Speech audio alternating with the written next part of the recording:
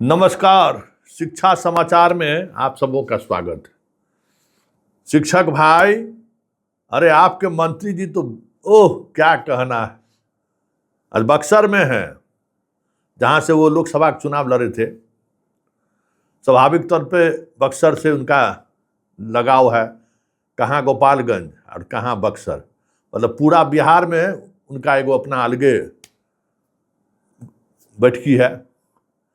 जा रहे थे बक्सर, रास्ते में मिल गए वेदाचार्य जी लोग। कहने में थोड़ा मंत्री जी के जोर है क्या, वेद स्कूल खुलेगा बिहार में। और उसके बाद स्वागत समारोह स्थल पर पहुंचे, कह दिए 24 तारीख को नियमावली आ जाएगा और 1 तारीख को सब अपने अपने स्कूल। बाप, ये तो पहले कहानी सुनते थे हम लोग बच्चा में कि ये जो पोखर है ना, ये राक्षस खुनलकै रहे। रातों रात जो है पूरा एकदम जो है से खून के पोखर तैयार कर दिलकै। उसको कहा जाता था राक्षसवा पोखर। तो हमारे मंत्री जी एकदम उसी स्टाइल में काम कर रहे हैं, मतलब राक्षस वाला नहीं। अब क्या करें, देवता तो पोखर खूनते नहीं थे, खूनता था दानवे। लेकिन देवता भी कभी कभी इस तरह की बात कर देते हैं। तो हम तिवारी जी देवते समझिए, आज बड़का घोषणा कर दिए।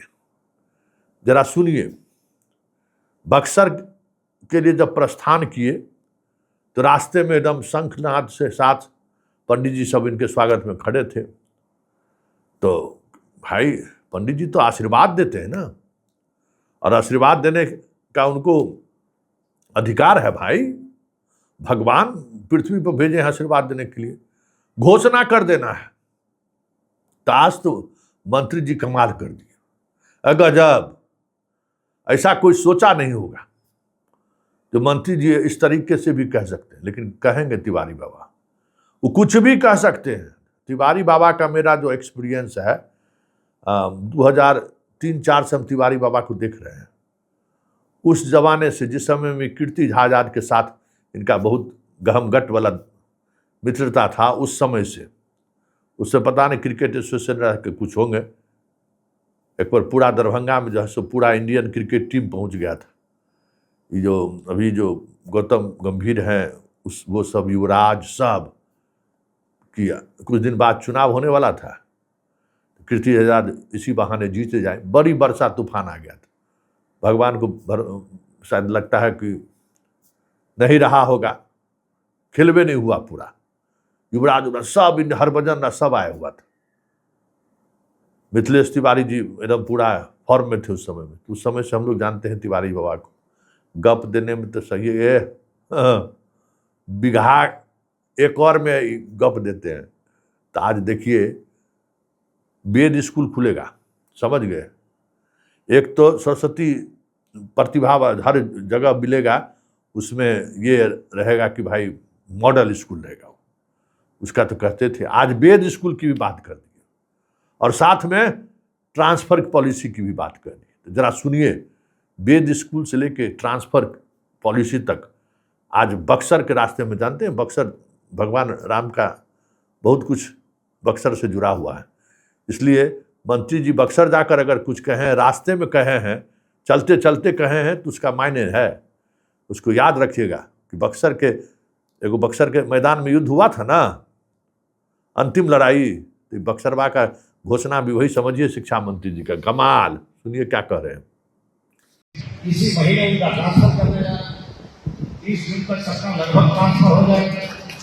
24 तारीख को बिहार शिक्षक स्थानांतरण नियमावली का कानून बनाने जा रहे हैं और शिक्षकों के एक्सिट ट्रांसफर देने जा रहे हैं।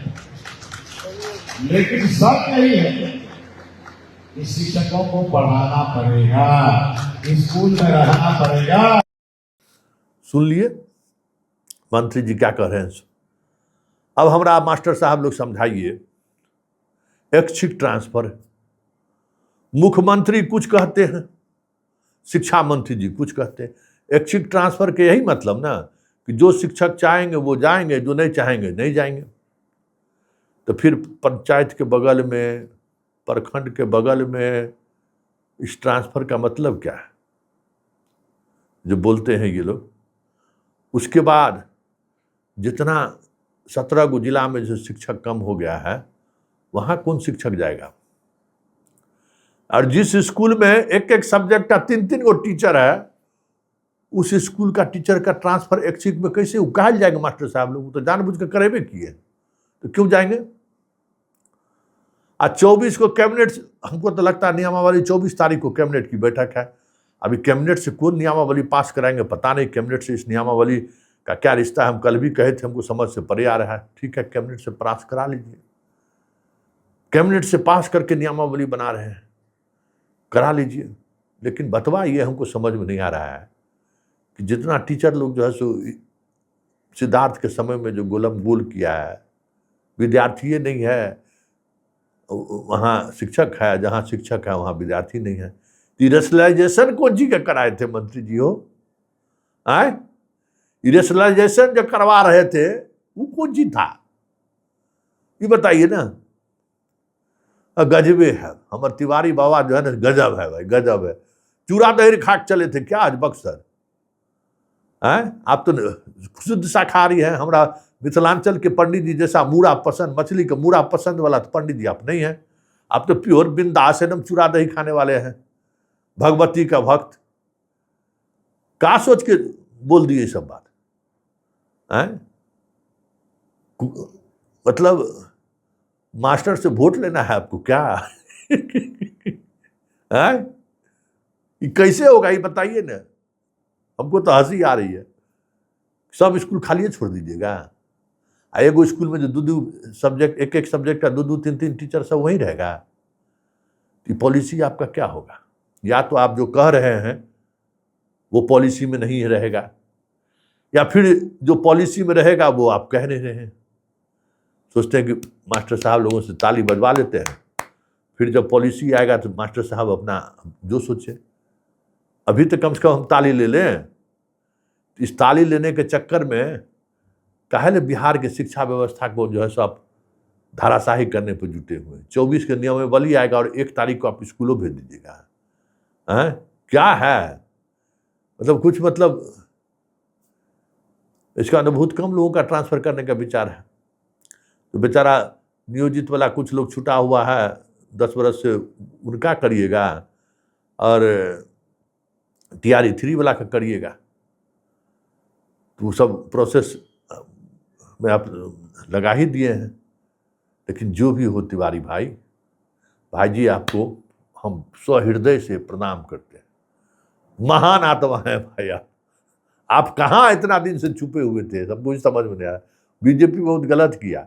2005 में आपको विधान परिषद बना कर मंत्री बनाए रहता ना, तो बीजेपी को आज पार्टी से बाहर से मुख्यमंत्री खोजने की जरूरत नहीं पड़ता। भाई साहब को राम राम।